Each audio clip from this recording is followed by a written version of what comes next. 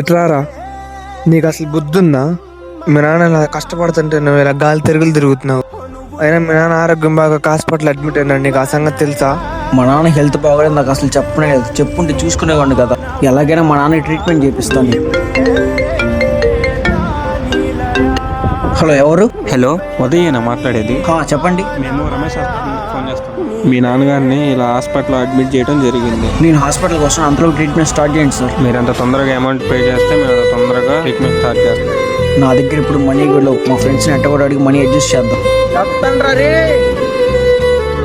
ఒక్కడ కూడా call lift చేయడం లేదు. ఏం చేయాలి? నానా, నేను నిన్ను అర్థం చేసుకోలేకపోయా.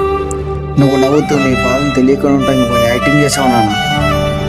మన పేరెంట్స్ మన కోసం నవ్వుతారు, కానీ ఆ నవ్వు వెనక ఎంత పెయిన్ ఉంటుందో మనకే తెలియదు. సో మీరు మీ టైం వేస్ట్ చేసుకోకుండా మీ ఫ్యామిలీ కోసం టైం స్పెండ్ చేయండి. మీ అమ్మ మీ నాన్నని జాగ్రత్తగా చూసుకోండి.